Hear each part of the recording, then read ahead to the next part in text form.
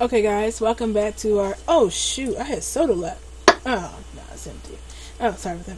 Okay, hi guys, and welcome back to Ginkgo Tutorials. My name is Zero, and I am still your instructor, teaching you the basics of how to do things in Second Life.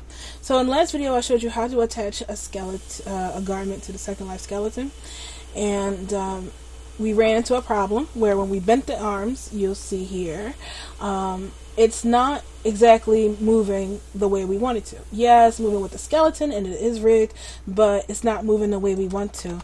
And that opened up the whole new can of worm pudding of great fun things called weight painting. So that's what we're going to that's what we're going to address in this video, and that's weight painting. Once you grab weight painting down, you become a master of rigging. Essentially, weight painting is rigging. Attention to the skeleton is nothing but this is where real talent and skill come into. So I'm going to show you guys how to weight paint, as well as a few tips and tricks that will make you, save you some hair in the long run. So we have our garment here, and it's in desperate need of some weight painting. And how we're going to weight paint this, we're going to go into weight paint mode. Excuse me. So let's click the garment first, and we're going to switch it from object mode to weight paint mode. And when you do so, you'll see that it's usually all blue. We need to get rid of the loops, because this is a whole different mode in Avastar. We need to change it from pose mode to skinning mode. So go over to the side over here to the Avastar panel, and we're going to go to rigging, and you're going to see a bunch of little buttons here that says skin, pose, retarget, edit, all that jazz. You're going to press the skin, and sometimes it'll come in like this, or not even like that sometimes. So what you have to do is press skin and hit X-ray if it's not checked. Make sure origin is checked, and it should look like this. Really, just make sure all your boxes are checked like mine. We'll wait a second.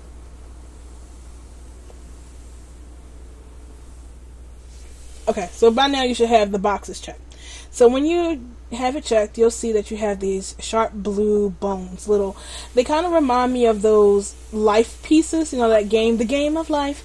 That one, it kind of looks like those. These are called the Second Life Classic Bones. And these are, the basic bones from the basic required bones used for a Second Life skeleton. And when you click these bones, you'll see that there are a bunch of colors tied to them. Now, let me explain these colors to you as easily as I can. These colors are a representation of Blender's of the bone's influence over the garment. They are represented by colors. So how much control the bone has over the garment is represented in color. That's what I'm trying to say. And Blender does so using what we like to call heat. Now let's think about those old cartoons and stuff you used to watch back in the day. When things are really hot, you'll see it go from being blue, which is cold, and it gradually gets all the way up to burning hot red. The redder a bone is over a garment, the more control it has over the garment. So let's go over and start painting on it. So we're going to leave the Avastar tab, and we're going to go over here to the top part where it says tools, and then you'll see this right here, a bunch of brushes for you to use. You can play around with those brushes, but I usually just leave it on draw. I never really used any of these other ones once I just had draw. So that's what we're going to use. So let me explain this tool panel.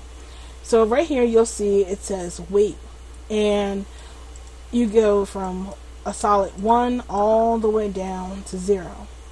The colder it is, let's start with 0. Actually, I'm all over the place. Can I start over? Do you mind? No? Okay, thanks. Okay, so here on this panel, this is the weight painting control panel thing you're going to be using. Here are the brushes. I use draw. I don't touch any of the other ones. I just think draw is the best way to get the most control. Next, you'll see weight, which is how much control you'll be painting over the garment. If it's set at 0, this means no control whatsoever. And press R, you see. R, rotate it. you'll see when we brush over it, it has no control over it. Now if we were to turn it up to maybe 1, this will paint it red. And you see now when we move the bone, the bone has more control over the garment. Now your job as an artist now, because once you learned how to rig, you tipped over from being consumer to rigger. Artist now. As an artist, your job is to strike the perfect temperature to get this to move perfectly, or at least the way you think it should move. So the hotter, so let's just go over again. The hotter or redder the bone is, the more control it has over the garment. The colder or bluer it is, the less control it has over the garment. So you would just play around with the weight temperatures and paint until you get the desired effect. If something is moving too much, then you just remove the weights from it or make it colder / bluer.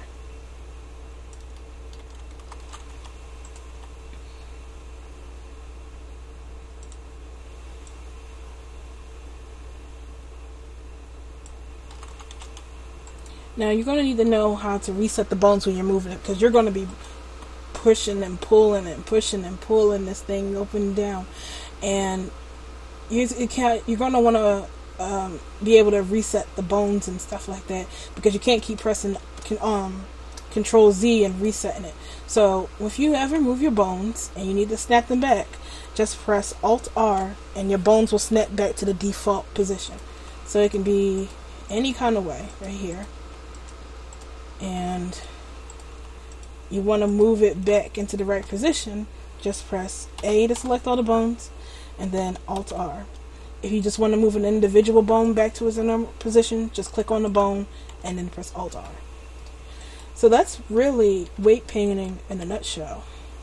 The reason why this is moving the way it is because there is some weight from the arm onto the chest, and as we all know, this should not be. It should be still. Only the chest bone here should be dictating the chest area. So we're going to select the bone and we're going to move it around a bit and see what's moving. I like to pull it like so up a little bit. Then we're going to take the weight paint brush and turn it to 0 and maybe turn the radius up. The radius dictates how big the circle is. If you have it all the way up, it's like this big, and if you turn it down, it might be about this small. So you want to move it to where it covers just the amount of area you want it to. So I'm going to make this colder here, and as you see, that bone has no power over the chest area. Maybe a little bit, but we can just move it up to where it moves and then make it cold, and then you see?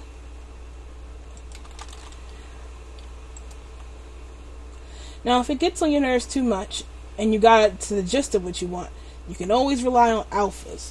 That's one of the joys of having a classic body, is that alphas are like totally customizable. You can just draw on where you want it to. But if you're hell bent on figuring out what it is, you can just keep shuffling through the bones and see what's causing it to not look the way you want it to be. You don't have to make it absolutely cold if you don't want to. You can turn the weight up to where it's like a light blue, where it like gives very little control, dang near frozen, but so you just play with the numbers here.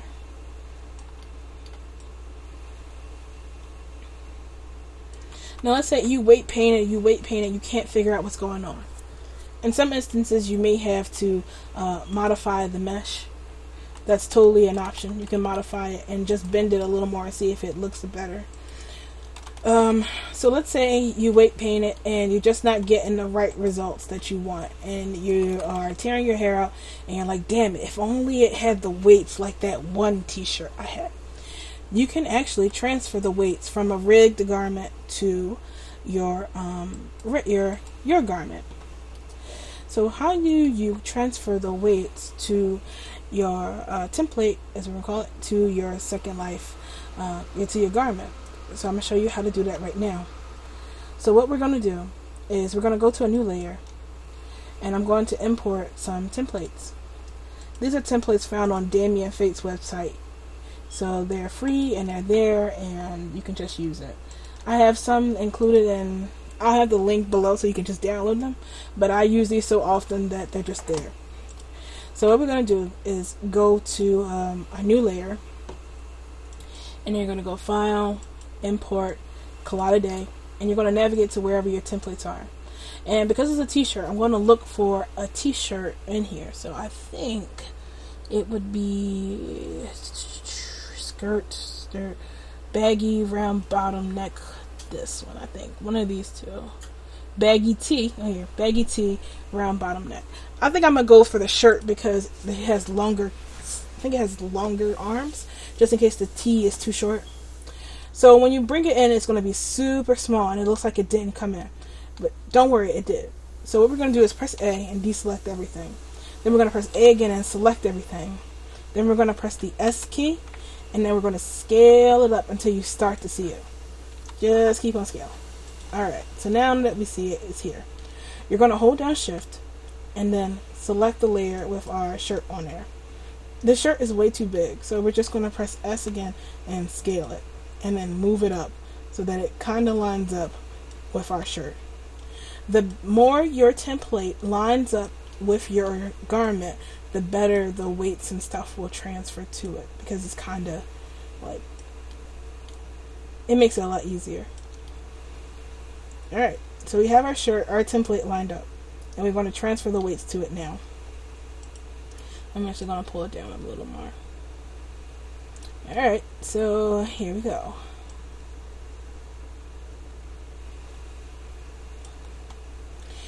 Okay, that pulls back. I just realized that I said I had a soda, and I was not supposed to be drinking soda, but I need the caffeine. Okay, alright, so we have our shirt, and it's lined up here.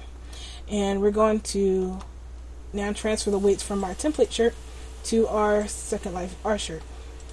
So I'm going to first click on the good templates. I'm going to tint this a different color so it makes it easier to see. Let's make this purple.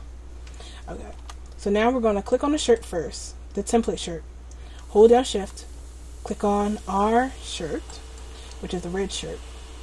Then we're going to go to the weight paint mode. Remember, always select the template first, then your garment. Always in that order. Very important. If you don't, you'll end up transferring the weights from your shirt to the template. So you want to make sure. Template first, then your shirt. If you did it right, your shirt will turn... Ow, damn it, that hurt. Blue. Hang on one second. Let me answer that before it keeps notifying me. Okay, I think that's the end of that. Alright, so your shirt will turn blue, and that means that it's now like waiting for, it's on standby mode, waiting for you to tell it what to do. So what we're going to do now is go over here to the tools, and you're going to scroll down until you see weight transfer. And this is why I said I like 2.72 better than the later one, because when you transfer your weight, it asks you simple questions. What group do you wish to transfer the weights to? You can say active, which will only transfer the weight to the bone that's selected, or all. We want to transfer all of the weights to the shirt. And then it's going to ask you, what do you want to transfer to? The nearest face, the nearest vertex, the nearest index, nearest vertex, and face. You always want to transfer it to the nearest face. And it says, do you want to replace all of the weights from this? Or do you just want to replace all the weights that are empty? Do you want to replace the weights on all the bones? Or do you just want to replace it on the bones that are empty? In this case, we want to replace it on all. Now, you don't have to push select or anything. It does it automatically as you go through it. So now that we did that, let's go to our first one here. And let's click on it. And press R. And as you see, it's moving a lot better than what it did before. The weights are a little prettier. Now you can't really tell because the t-shirt was already nice. But remember, I had it on, this was a lot worse than what it was. So I guess we can redo it so you can see the transformation. So one more time. Let's take this shirt And let me take this shirt, select the bones, go into object mode, and just remove them so you can see. So let's click the shirt, and then the bones, and then automatic weights. And let's see here, go pose mode. And as you see, it's doing the boob thing again. Now we're going to click on the shirt. No. We don't click on the shirt. Deselect everything. We hold down shift and select our t-shirt layer, the template layer. We're going to click on the template, hold down shift, click on the shirt, go into weight paint mode, and then transfer the weights. As you see, it just changed up here. That was the weights from this transferring from the template, transferring to our garment.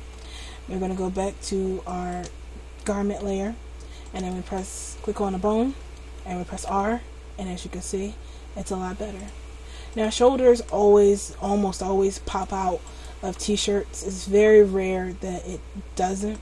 So you can just cover that up with alphas if it really bothers you, or if you are like insane and definitely need those cleaned up because you don't feel like making an alpha, you can bend the arm like so, click on the garment, go into scope mode, and grab it, or inflate it out like so that it moves like that, giving it some little extra geometry.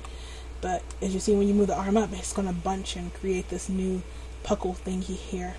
But when you put your arms down, it'll be totally fine. So it really is up to you on how you want to do it. You can just forget the shoulder thing and make an alpha here, or you can try playing around with the weight some more so that it doesn't stick out like that at all.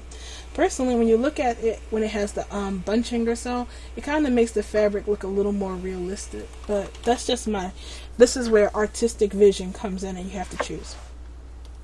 So that's rigging, classic rigging, and now it's fit for you to export.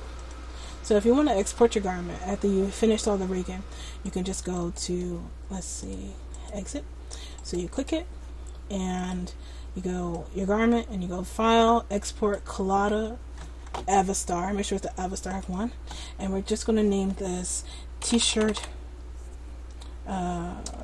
rigged T-shirt. .day. I always put in .day because sometimes Blender forgets to put the day in, and it's just t-shirt exported and never shows up. You don't have to worry about any of the stuff right there, so we're just going to hit export, and we have a t-shirt. So that's pretty much it for classic rigging. In the next video, I'll show you how to turn your classic t-shirt into a fit mesh t-shirt so you can jiggle on with the best of them. So see you in the next video. This has been 0 to 10th, and I'll see you in the next video. Bye!